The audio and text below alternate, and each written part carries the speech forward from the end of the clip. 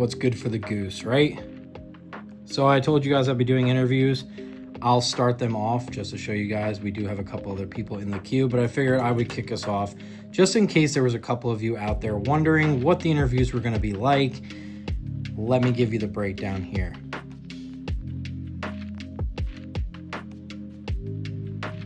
So to introduce myself, I am Nick Bilecimo, also known as my online handle Bilecimo. I run Dead Threads NJ, as you can see. That is my store name, and I mostly sell men's. I stick to like skate stuff, band tees, streetwear, some sports stuff, formal wear. I sell a little bit of everything, but mostly on the men's side. I would say I send maybe 5% of like women's stuff, but 95% is men's.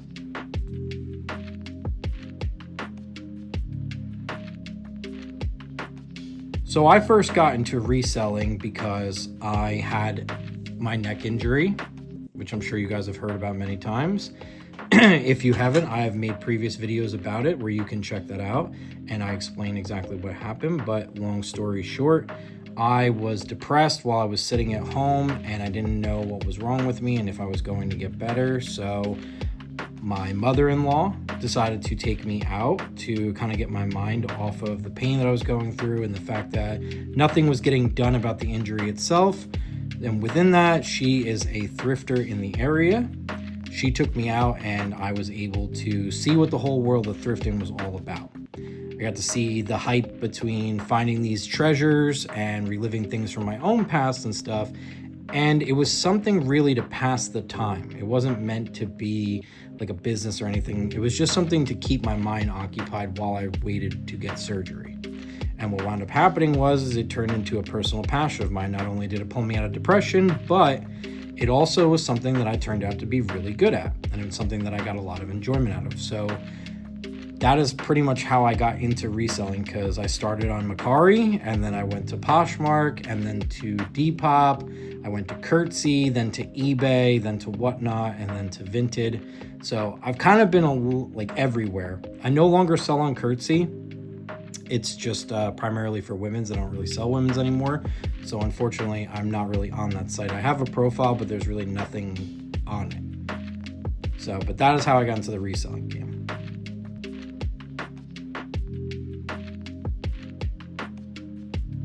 So the coolest item I ever found was while I was at the Salvation Army, I actually found a legitimate off-white t-shirt, which I'll show right here. I found that sitting on the racks, and it was so cool when I found it because I didn't know what it was. I never heard of Off-White, but on the back, it was an Off-White Cause collaboration, and I knew the little Cause characters, so that's why I picked it up. And then when I got home, I found out that it was actually a very expensive shirt. So that was probably my coolest find thus far.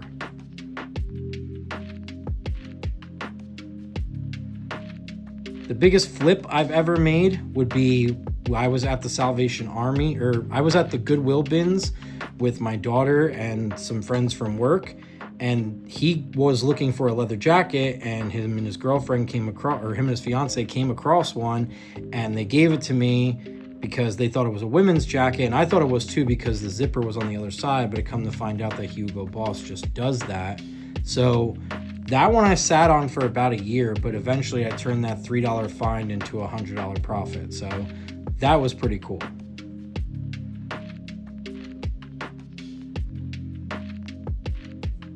I think something that people misunderstand when it comes to being a reseller is that people tend to, at least in my profession, I guess, or in my experiences, people tend to think that it's gross, that it's grimy, that you're wearing someone else's clothes, and that it's just a dirty business. Not like a illegal business, but like a filthy business, like dirt, grime kind of business.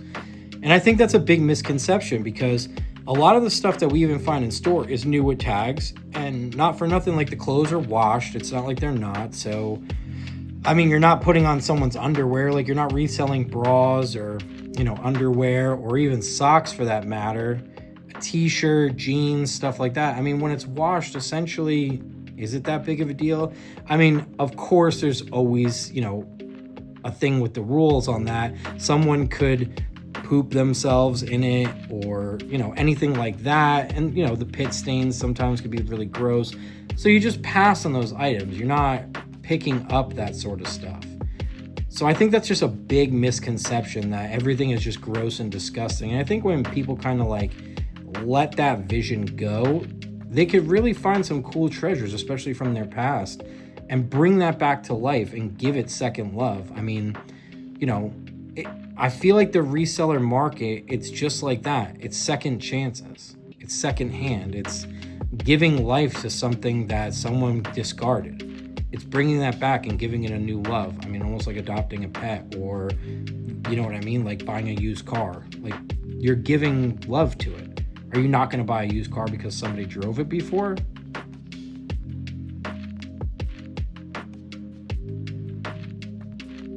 So to walk you through my sourcing process, in the past when I was injured, I couldn't drive and I couldn't really go out and lift and do anything like that. So 95% of my sourcing was done online.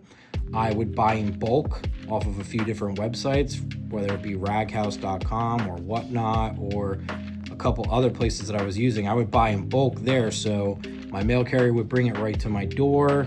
I mean, we'd get it inside. I would take pictures of it on the dining room table, so I didn't really have to bend down or anything like that. And I could literally do it from sitting position. And then when I was done, it would just be laying down in bed with my ice pack, just doing the listings. So there was no physical labor behind it whatsoever. And then when things sold, you know, you would just package it up and then put it back in the mailbox, and the mail carrier would come pick it up. So there'd be no reason to leave the house or anything, so it wasn't going against like my doctor's wishes, and it wasn't outside the physical capabilities that I was limited to when it came to this injury. Then, now that things are better and I'm able to drive again, and I'm doing PT and gearing myself back up to go to work after I go through their 15-week course that they want me to go through, now I can drive and go sourcing. So I go out to the Goodwill, the Salvation Army, some of the local thrift stores, just pretty much anywhere in my line of travel that I can get to get that sort of stuff. And I don't source as much online anymore, especially Whatnot, because the glory days, in my opinion, of Whatnot is behind it. I mean, when Mr. Beast came on, I felt like everything kind of was terrible at that point. It was a whole different clientele. Prices went up. It just wasn't the same. And a lot of the shows that I used to watch just don't run anymore. So that's why I primarily source in person now.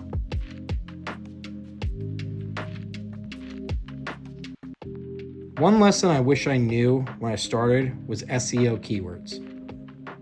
When you type in SEO keywords, things like, for example, if I have this shirt right here, it would be, SEO keywords would be Dead Threads NJ, black shirt, streetwear, goth, horror, Grim Reaper, scythe, all that sort of stuff. Like, when you stack those words inside of your descriptions and stuff, you don't realize how much traffic that actually brings in, because rather than just putting Dead Threads NJ shirt size XL, that only specifically keeps it to Dead Threads NJ black shirt XL.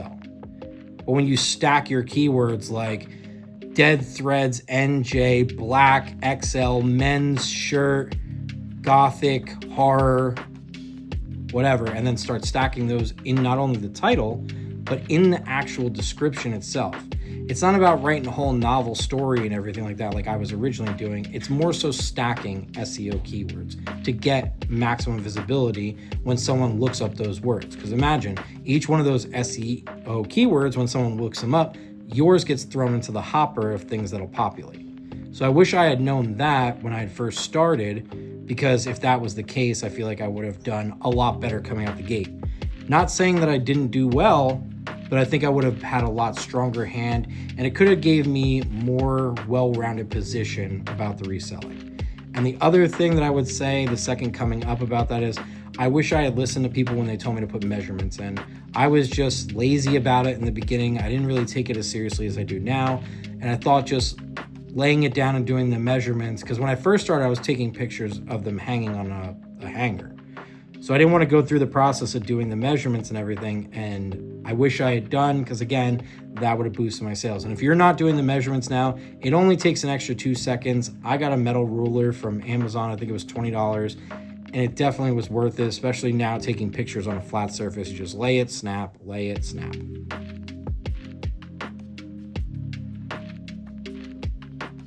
So what's next for my store at this point is just solely focusing on Thrift Fest. I'm putting all my effort and everything into that at the moment, but I'm always continuing to grow. I've learned with my store that I need to have a certain amount of product each week that is enough to fulfill. And more recently with ThriftCon and everything, things have been getting kind of slow.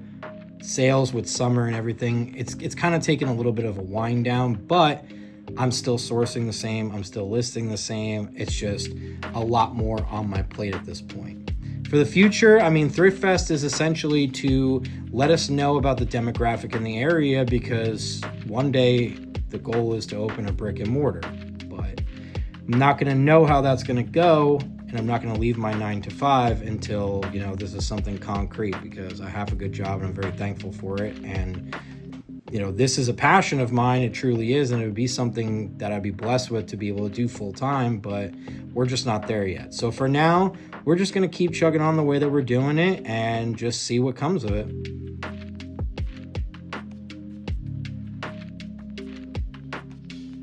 My favorite platform to sell on would have to be either Vinted or Depop. But if you're talking about just in general, it would be Whatnot. And the reason why is because the community that I met within Whatnot and running the shows and stuff and being a part of that, it was a lot of fun. It was very exciting. I don't really have the time to do it anymore with everything else going on in my life, so I don't, but I did have a lot of fun doing it, and I met a lot of incredible people while I was doing it, both on the selling side and the buying side. So I would say it was my favorite app, but without doing the live shows and stuff, it would probably be either Depop or Vinted. Vinted is very, very easy to list on, and I made a lot of sales on there and stuff. It's been very good. The clientele and stuff is very nice. I usually don't get a lot of complaints and stuff compared to the other sites. And when it comes to Depop was just one of those go-to things. I think Poshmark has too many rules, to be honest with you, and I've gotten suspended 6 times on there for delisting. So some of the things that they do, I don't really agree with. Mercari is dead. I mean, I get maybe 1 sale per week on Mercari. It's been dead for a very long time.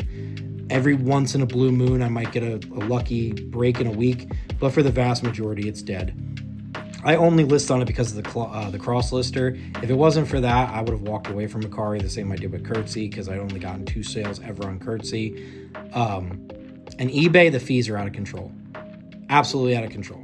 So, I mean, it's great with the amount of people are on there, and I understand why they charge what they charge, because you have so much visibility compared to the other sites, but the fees are just absolutely out of control. So I would honestly say either Depop or Vinted, and both of them right now have free shipping to the US. So, I mean, you can't really beat that. And if they kept that, I mean, we'd all do just fine, because Vinted would be just a little bit ahead of Depop, because Depop shipping, once you get over 12 ounces, is absolutely ridiculous.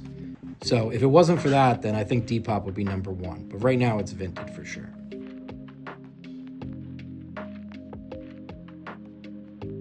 I think my biggest grail find would be that off-white that I found. I haven't really found any extreme grails. I found cool things with signatures on them. I found a Chris Isaac shirt with his signature on it. I found a Sammy Kershaw with his signature on it. I found sign pieces and stuff, and I thought that was cool. But as far as an expensive grail, I think the off-white is the biggest come up that I found. I think I got it for $1 or $2, and it's worth well over $100. So that would probably be the biggest come up, but it still hasn't sold yet, so I don't know if I can actually say that.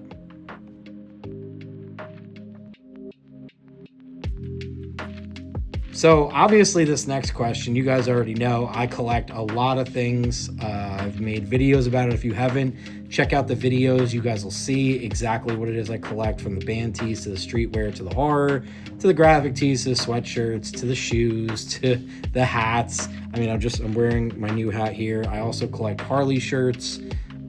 There's so many things that I collect, and I haven't done a video about the Harley shirts yet, but I am going to be doing that when we get done with the Neon Graveyard series about the stuff down there, so I will do that as well. But I collect a lot of stuff. Now, because my style changes a lot and I get different things that I like, and I try to not take so much. When I get too much, I start downgrading, or if it's something I just get cold on and not wearing much, then I kind of downgrade on that, and then that's when it gets sold.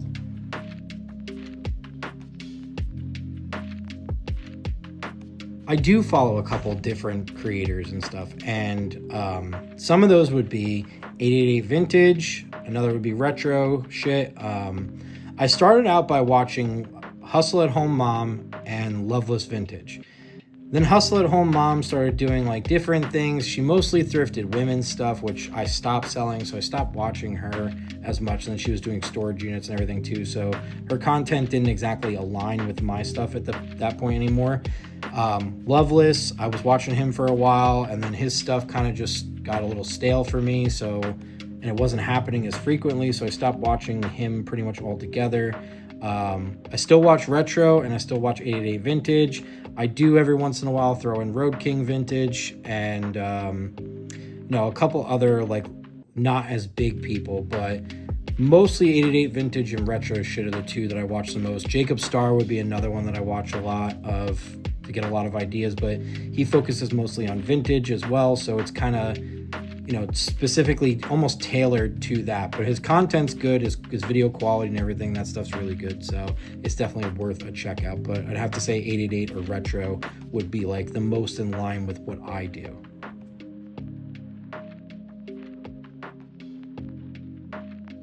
Vintage or modern, I don't have a preference. I pick up both.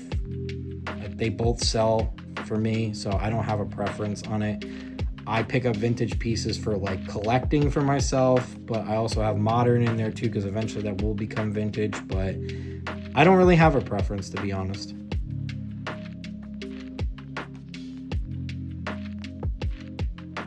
One category that I'll always pick up when I see it is either band tees or polos.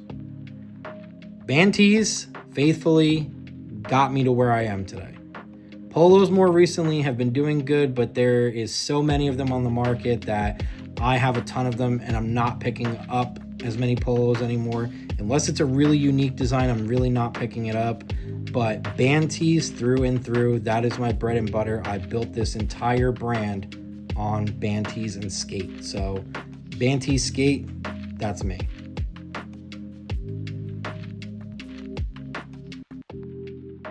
One category that I'll never touch again, kids.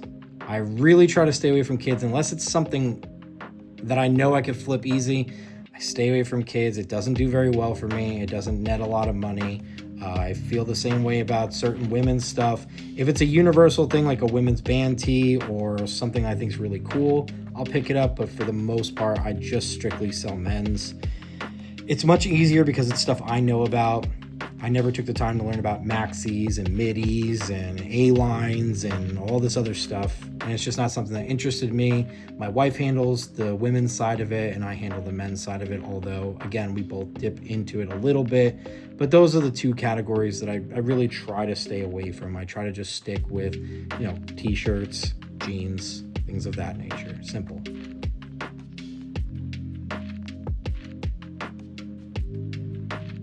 My dream thrift trip, honestly, would be kind of to do what Jacob Starr did.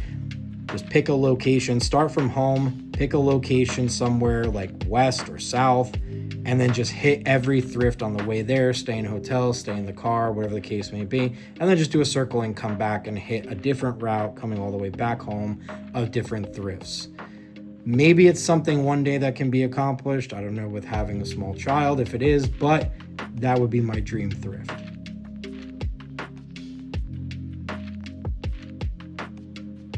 The weirdest thing I've ever found while sourcing, I haven't found anything too crazy. I've found a lot of shirts that have said weird things on them, but nothing that really stands out. I found like underwear and stuff like that at the Goodwill bins that were kind of like very dicey, but that's about it. I never found anything like super crazy, anything like that.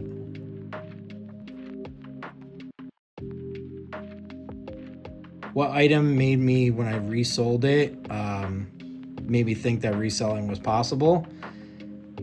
Honestly, it was the Banties. When I started getting into that, that's what showed me. What I would do is I would have 3 or 4 set people on Whatnot that I would watch weekly. I would always be in their shows. Some of that would be Mr. Top Merchandise would be one of them. Then I would go into Reminiscence. He's another cool guy that I would watch a lot. And then there was like A Common Thread was a third one. And then I forget the fourth one, but there was another one, 125 Curiosity.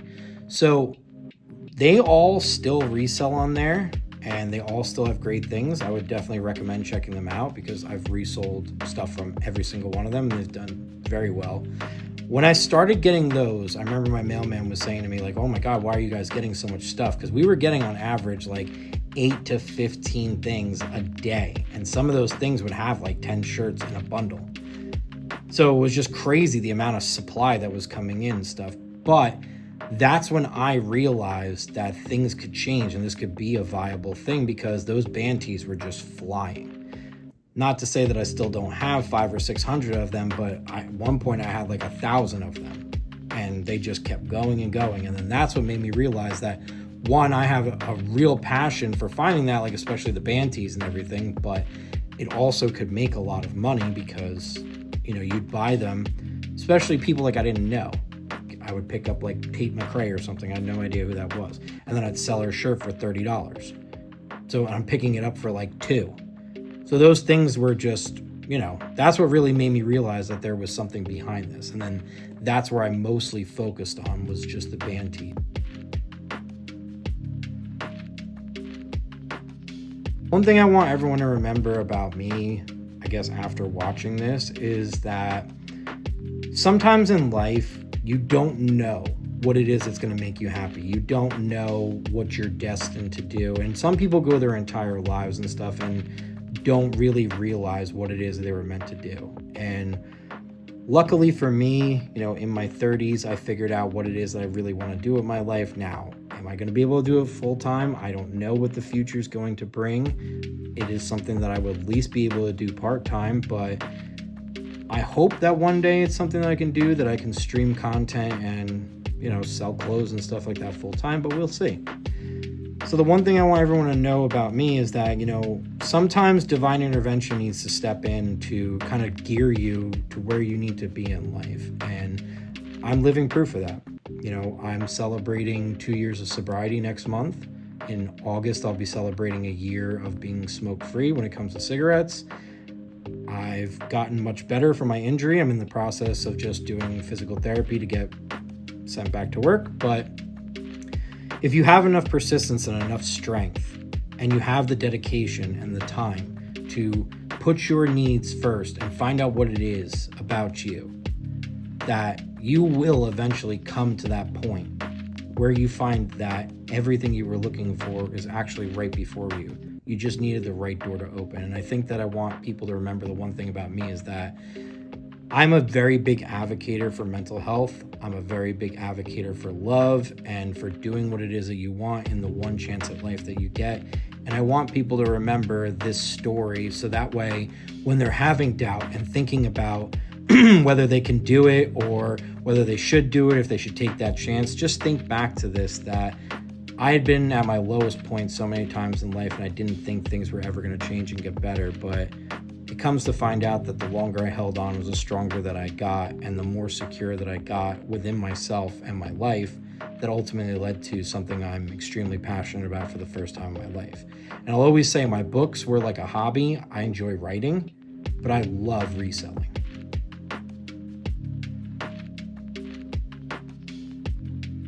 So to let everyone know where you can find me, I'll have my link tree in the description of this video. That'll take you to my Depop, to my Vinted, to my eBay, to my Posh, to my Macari, and my Whatnot. It'll also take you to my books on Amazon should you want to pick those up and check them out. I am a 2-time published author on a psychological thriller called the Paradise series. I have The Souls of Paradise and Paradise Reborn are my 2 books. And my 3rd book, Paradise Eternal, will be out later this year when I have the time to actually sit down and write the last 4 chapters, then get it reviewed, and then publish it, hoping by the end of the year It all depends on the Thrift Fest and everything else. So, but I am aiming for that. You'll also be able to find my YouTube. My handle for almost everything is at Bilecimo, as you can see here. But I run Dead Threads NJ, so you'll either see Bilecimo, or if it's one of my reselling stores, it's Dead Threads NJ. That's where you guys can find me. If you haven't already, please give me a subscribe on YouTube. You guys have been incredible. As of posting this video, we have 58 subscribers. We are only 42 away from me running that $1 Whatnot show where I just start hustling things out. You guys have been killing it with the subscriptions and joining, and I cannot thank you enough for it. It truly is a blessing. I can't wait to hit our second milestone, because our first one was 50, our second real milestone of 100 subscribers.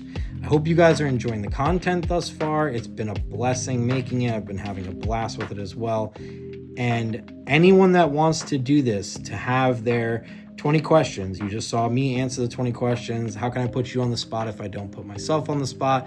Contact me. Hit me up on my email at deadthreadsnj@gmail.com, or you could send me a message on Facebook or on Instagram, TikTok, wherever. You'll know how to find me. Send me a message, let me know you want to do this, and we'll sit down and do it.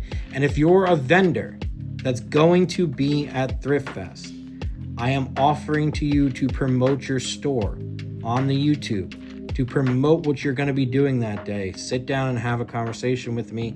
Get your name out there. Let the people know that you're going to be there, and let's build the hype around that event. But until next time, guys, thanks for listening to me ramble.